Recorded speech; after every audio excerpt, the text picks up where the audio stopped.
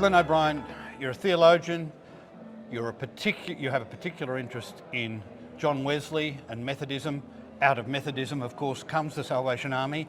What are the essentials you think that the Salvation Army today needs to hang on to that link back to those foundational theological roots? I think one of the key things is this idea of the universality of grace, that every person is touched by God. There's no person who lies beyond the divine touch. And this is embedded in John Wesley's idea about prevenient grace, that wherever we go, we find something of the light of God. Even in the most benighted person, you will find that God has already been at work. And the Salvation Army recognizes that. So for William Booth to go for sinners and go for the worst, he knew that in doing that, he was living out of his kind of Methodist convictions.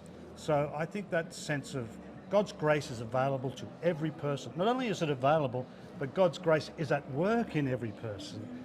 And some Christians would say, well, yes, of course, but there are some traditions that are doubtful about whether God is at work in every single person. Maybe he's only at work in a certain elect few. So that confidence about the whosoever, I think, is very much part of the Wesleyan DNA of the Salvation Army. One other point, that the Salvation Army was a conversionist evangelical sect, very much like the other churches inspired by the Second Great Awakening, strongly Wesleyan in its characteristics. Yet the Salvation Army became particularly identified through Booth's belief that that attitude had to be reflected in concrete action.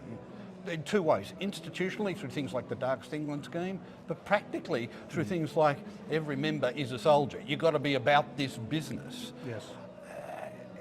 Yet it remains coherent theologically as well. It does. It's good. For an 18th century Methodist, caring for the poor was part of their job description.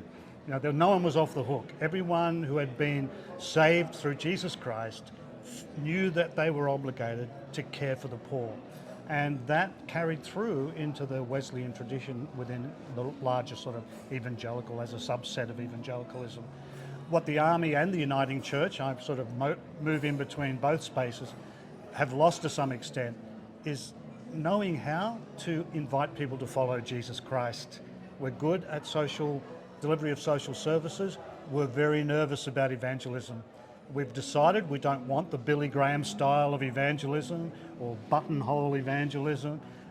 Much of the foundational ideas that lay behind that have sort of become now passé.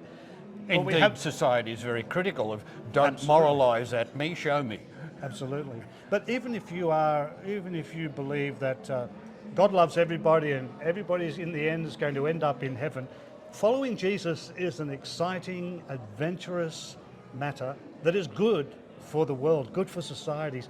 We need to find ways, new ways perhaps, to invite people to follow this Jesus of Nazareth and what that means in terms of their action in the world. So I think it's a lost art. New models of evangelism are needed, not just by the Salvation Army, but Uniting Church and other churches as well, that are more cognizant with the way people think, the way people feel, and the way people live in today's world.